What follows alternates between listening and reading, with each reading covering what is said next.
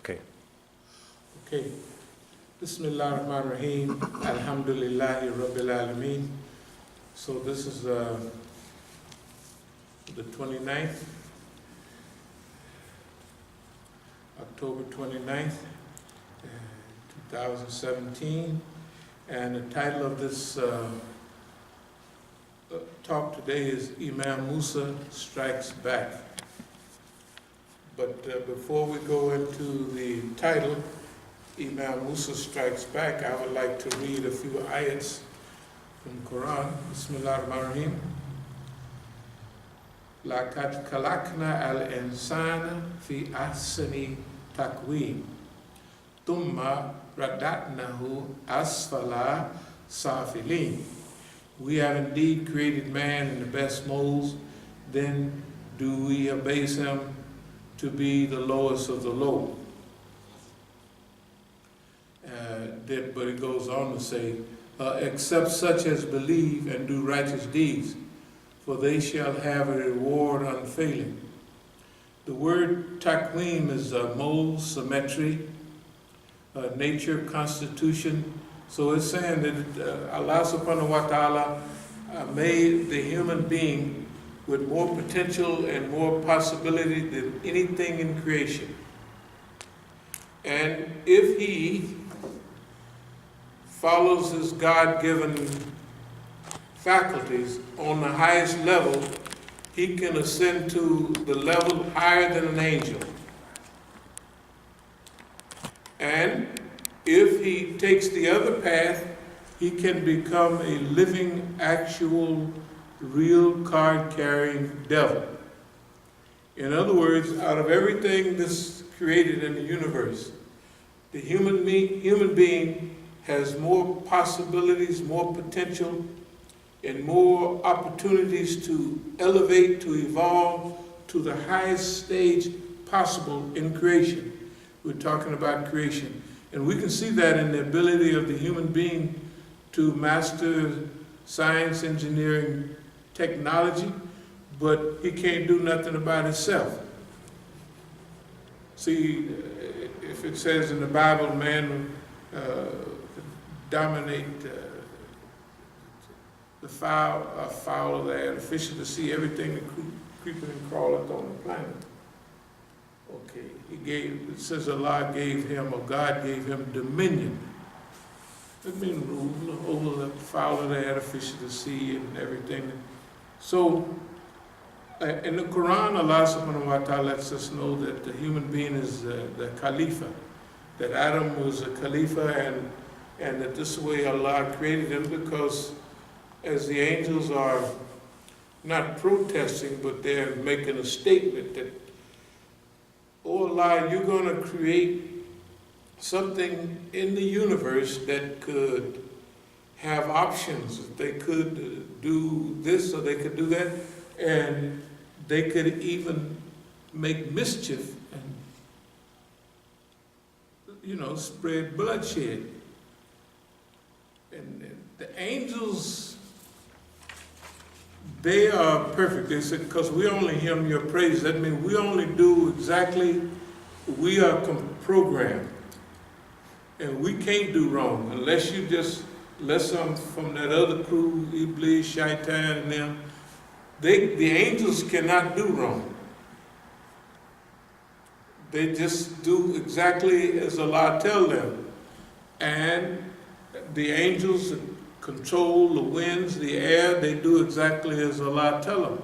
And if the human being mess things up, then the angels have to follow the course that was prescribed. That means, hey, you're messing up the air and the water, so these are the rules. So the angel of the water have to follow the rules. If you mix me up with this, that, and the other, then I'm going to be polluted. There ain't nothing I can do about it. I'm following the rules. This is even Adam. So Allah tells the angels, well, name all this stuff if you so smart. Not you so smart. So they couldn't name nothing. So Adam named everything. That means he laid out the nature, that's what the ability Allah gave him. He named, that means he discussed and elaborated on the nature of all things. But Iblis, that's why a few ayats after that, but the shaitan slipped up and made him slip. He didn't have no guidance on that. So remember it says, there's two tawbas. Adam made tawbah. He turned to Allah, and Allah turned to him. Allah, not the same tawbah, but it's a turning to. And he felt for him, and he said, hey man, this is what you need here. He sent him words in ayat 238. He sent him words. And if he followed that guidance, no fear would come upon nobody, nor shall he grieve. So that's what this ayat is saying too. The human being is made in the best shape, the best form, with more capabilities and more abilities. And part of our job is to try to help assist the human being to realize those possibilities. Because remember, from a sociological standpoint, the human being is almost controlled by his environment. If you're born in China, you're just like Chinese food. That's what you eat. You know what I mean? You didn't make no choice about it. You just love it. You might like a little bit of other stuff, but you're going to usually get back to Chinese food. I mean, it could get even back to your village, you know, where each area, southern cooking, northern cooking. You may like good old southern Chinese cooking because you was born in southern China. So being born comes along, a lot of things goes along with that birth. So we can ascend to the highest celestial palaces of morality, and we can slip down into hell, except such as believe and do righteous deeds, for they shall have a reward unfailing.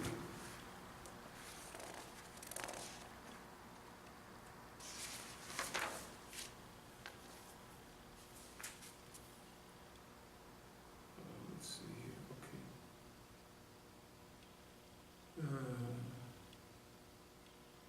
okay. I speak to you, otherwise, okay, let's see, let me go up here. O my people, what do you think? If it be that I am taking my stand on a clear evidence from my sustainer, who has vouchsafed me goodly sustenance as a gift from himself. Let's see, we're going to skip down a little bit. I speak to you otherwise than I do, and yet I have no desire to do out of opposition to you. I am only asking you to do so. I desire no more than to set things to right, insofar as it lies within my power. But the achievement of my aim depends on Allah alone. In Him I have placed my trust, and unto Him do I always turn. This is a statement here, and basically it's very clear. The Prophet is saying, I'm only laying out what God have given me to you. I don't want nothing from you about it. I only want you to improve yourself, and that's al-Islah. Al-Islah is betterment, it's improvement, is to become better. We want for people what Allah wants for them. So this is clearly saying, I don't want nothing from you for this. Yes. SubhanAllah. Yeah. That's right.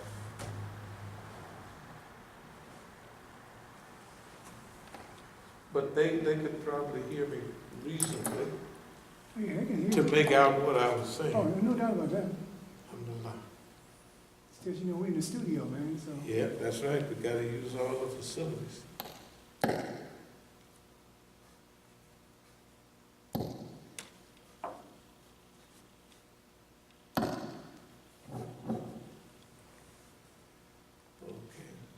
Bismillahirrahmanirrahim. Does that sound a little better? Yeah, that sounds better. Not too much loud. That don't sound too much louder, do it? Bismillah. Bismillahirrahmanirrahim. Bismillahirrahmanirrahim. Yeah, somebody turn one of them. Okay. We have to, would you, okay. We're experiencing technical difficulties. Oh, that is, shoot, this ain't no difficulty. Other people having difficulty. We're just having a slight interruption because there's no commercial broadcast or nothing coming up. Now, even thus, Bismillahirrahmanirrahim, even thus, O man, are you bound to move onward from stage to stage. Tabakan means that you will move from stage to stage. Now, down at the bottom on this paper I have from one state to another in an increasing progression, conception, birth, growth, decline, death, and finally resurrection.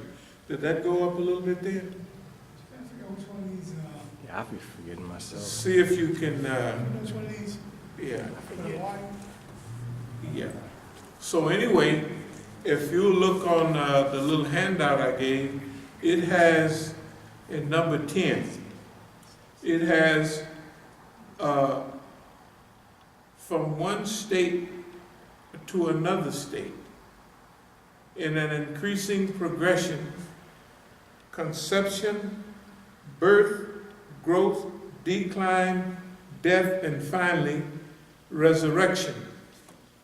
So, tabakin means that you will surely ride or you will embark from stage to stage, from level to level, until you reach a stage of elevation or perfection. Now, I passed out this, it's just a little headliner to chapter 11 in one of the great books. And this says, organizational transformations. Organizational transformations. Birth, growth, decline, and death. And I wanted you to remind you that you can look in Muhammad Assad, and in Muhammad Assad you see the same thing. It says in number 10, conception, birth, growth, decline, death, and finally resurrection. That's all right. I'll just speak louder. Yeah, I think. And shoot, they'll. Yeah. It's probably one of the main ones is the one that. But I just raised my voice. Yeah. So now, look right here to the handout. Organizational, chapter 11, organizational transformations. Birth, growth, decline, and death. Now these are the natural progressions of anything in creation. Everything is conceived, a tree is developed, from the seed, and hopefully it grows. Then after it grows, it begins to decline, and finally it dies. At the end of its cycle, it's producing less fruit. It's beginning to shatter mainly. And the human being is like that. Everything in creation is like that. Everything is like that except Allah subhanahu wa ta'ala. And I wanted to bring this because, see, we study literally everything in the library in order to move forward. But I wanted to show this to let you know the same words are found in Quran, and we found them in Quran first. So when we read sociology, science, engineering, and technology, we are already based. So sometime if we use these vocabularies, people may think that that's the root of our, no. Everything is filtered through the Quran, through the Hadith, through history, and through our own experience. Everything we come in contact with is filtered through those things. Now, I believe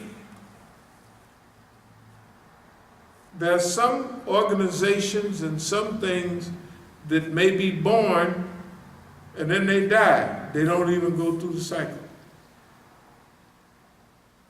Some things may be born and grow, and then you get hit by a car when you're 22 years old and you go straight to death. It is possible to miss one of these stages of some action that's not ordinary. You can possibly miss one of these sections. Like we say, you can be born and then you could have, it could be almost a miscarriage, or children used to very seldom make it beyond 5 years old in the old days. If you made it past 5 years old, you had a good chance of living, is what we thought. Okay, so now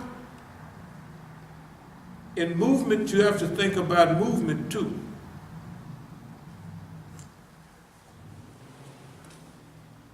As a movement, as an organization, we're born. And we've been around a long time. It's called longevity. We have had extremely rapid growth at times and then contraction. If things follow maybe where we're headed in our time, we may just go to the point of decline. We may not even touch decline and death in our own lifetime.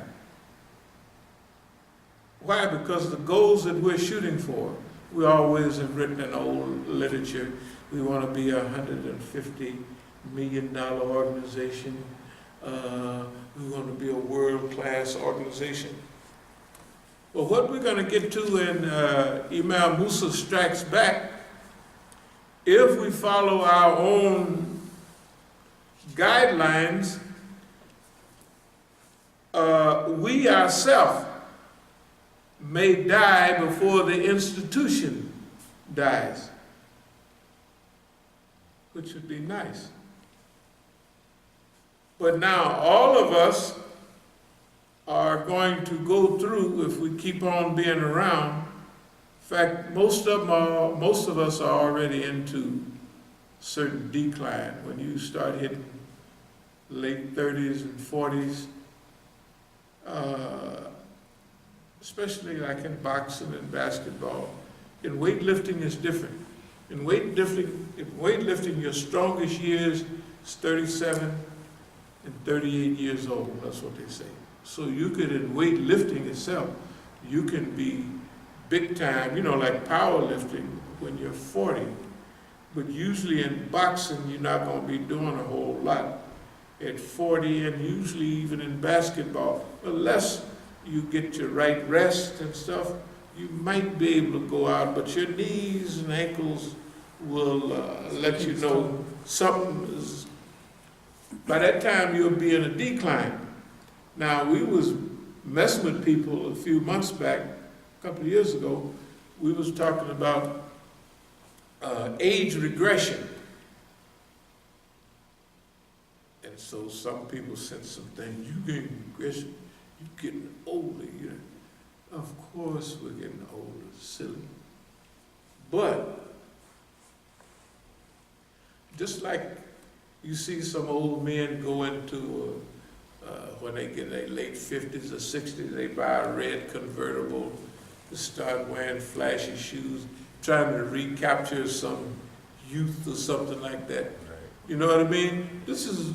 Happens with a lot of human beings. Okay, that never happened to me at all. But here's something.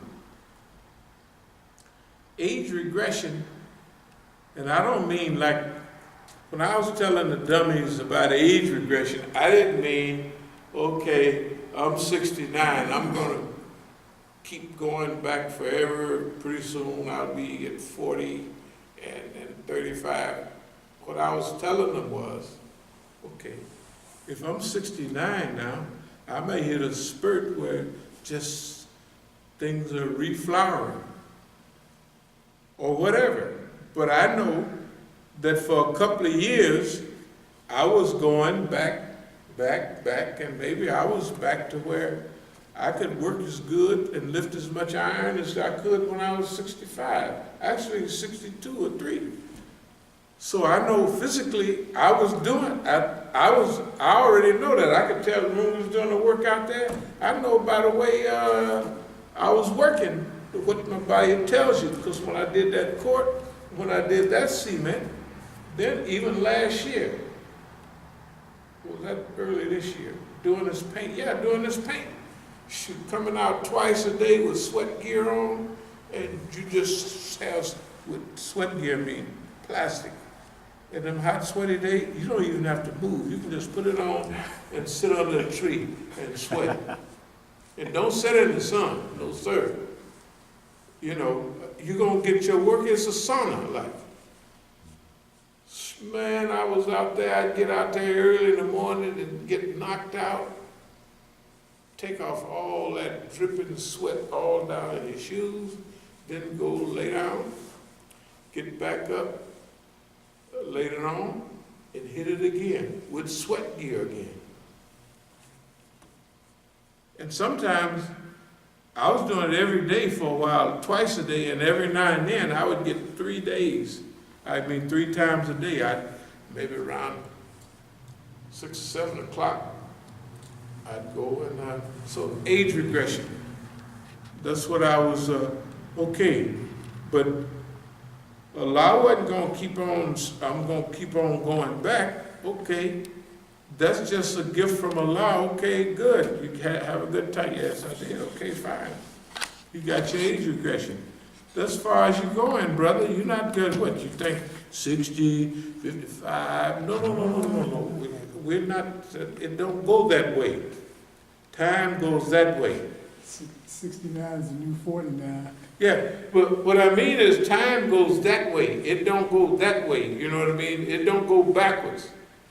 Remember when they started the Vietnam series and they showed the bombings going backwards? Right. That's on the movie. That's on TV. It don't do like that. When you drop the bomb and that boy explodes, you can't unexplode it and send it back. No big deal. Okay, anyway, let me keep on. Okay.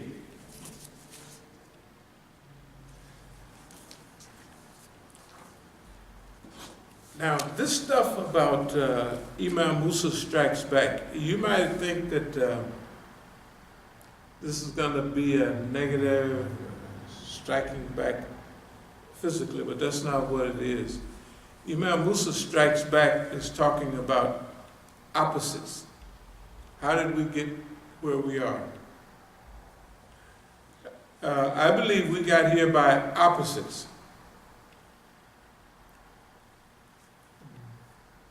Extreme cruelty produced in me extreme kindness. The system has been as cruel, it is unbelievable, the cruelty that they would do to a human being for no reason. I'm glad I'm not somebody else. I'm glad I'm me, because everybody else would fold it up. So extreme cruelty has produced another extremism, but not the one they wanted. Extreme cruelty has produced extreme kindness. That's how we strike back. It's just like we mentioned years ago in the early 80s, I mean real early 80s, we was making a study. The government was unleashing things on us, getting us our way, preventing us from doing. We opened a masjid in Denver, they pull it apart. Well, now it's no big deal. But at that time, it's terrible. And it produces, we gotta do this, we gotta do that. And it could produce stress. The first thing I did was, okay, now let's look at the stuff that's happening. What does it produce? I said, well, it would produce stress. So I went right away to study stress. Right? I mean, I studied it. And guess what? No stress. Just like in encirclement and suppression, we study strategic management under conditions of repression. And in our process of organizational transformation, we go through birth, growth, and encirclement and suppression before decline. They would think the encirclement and suppression would produce decline. It produced smaller numbers, right? Less masajid, it produced all of that. But it does not produce decline. Why does it not produce decline? Because we're practicing extremism, extreme opposites. What does that mean? It means that something Abdul Malik said, he said, man, about 2-3 years ago, when all this stuff was at its top, you're an extremist. He said eccentric. I said, I'm not eccentric, I'm normal. Normal for me. For what y'all do to everybody else, you treat the people extremely bad, and it finishes them off. But when you move on me in an extreme way, I produce the opposite extreme. That's why extreme cruelty is supposed to produce extreme malice, hatred, suspicion, and all of that. That's what it produces. So when something happened to us, we always study, what does that produce? So that's a saving grace, not following, this happened, then I'm going to do, no. First, they did that. What does that produce? Why, that produces such and such. Well, good. We're going to do the opposite of that. Right? So if they interrupt, if they interfere over and over and over again, is to produce your slowing down. It's to produce depression. It's supposed to produce either burnout or brownout. Now, burnout is bad. Burnout is when all the lights is on, they overloaded, all electricity is out till they can get it back up again. Brownout is when the lights go a little dim, they see them flashing on. They used to call that during the 70s a brownout. That means it's not a blackout, everything is not shut down, but it's dim for a while. In movement, brownouts are okay, but burnouts is mostly likely what happens. People get burned out. They can only stand so much. Why can they only stand so much? They don't have a resistance plan. The enemy has a plan, and they're skilled at COINTEL program. They're skilled at all of that. And the people, when they come into the movement, they're not skilled at all of that. Don't nobody even know that, right? That they had a COINTEL program, 1956 for the Puerto Ricans, 1960 for the communists, 67 for the white boys, 68 for the black folks, and all in between. They had a specific counterintelligence program for each people. So they got a specific counterintelligence program for us. But in the cycles of birth, the organization is birth, But our growth was different. It was not a local, regional growth that's just within their perimeters. A global growth, a global world vision. So we have been encircled and we've been suppressed with all of the maximum U.S., CIA, all this stuff, and it hasn't produced. Why? Because we're extremists. What does that mean? They produce extreme depression in other people, and we do the opposite. The more they do, the more optimistic we become. Yes. Not extremism according to their definition. That's right. Our definition. Our definition. Everything is based on. So our goals relate to what we've been reading about. That Allah gave you the greatest possibilities in history for anything in creation. So that means your mind has to be focused on goals. What do we want to do? So we got certain goals that we want to do. When we go back to California, we got certain goals we want to do here. We look at challenges as opportunities. Challenges are good for you. Without challenges, how can you grow? And those without vision, as they say, people without vision die because they have nowhere to go. Why am I here? I don't know. So if you don't have a vision, somebody else will give you their vision, and they'll use you. Optimism. Between the twixt scold, the optimist sees the donut, the pessimist sees the hole. Real simple. But if you look at the donut, yeah, that piece of bread got a hole in it.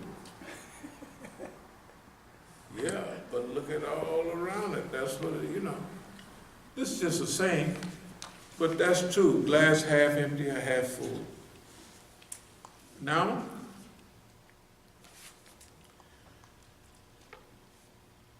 so the Quran is real. The ayats that we read are real.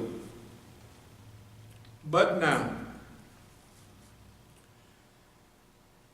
if you don't live it, like they say, seeing is believing. That's what some people say. It's the other way around. Believing is seeing. The white man, if you can see it and believe it, you can achieve it. Well, we say if you see it, you can achieve it. But you have to see it. But if you don't believe it, you won't see it. Let me try to clarify that. If you cannot visualize in your mind and in your heart, or have a picture of what does a good world look like, what does it look like? What are the characteristics of a good world?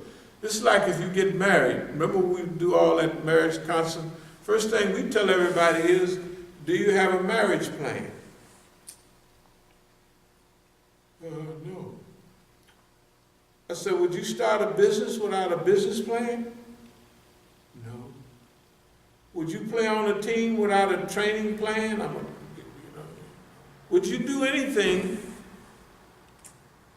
that's going to cause some challenge without a plan? No. I said, well, the biggest challenge in modern times, or any time, is marriage, especially nowadays, because you gotta work at it. It's not you anymore. Right, it's us.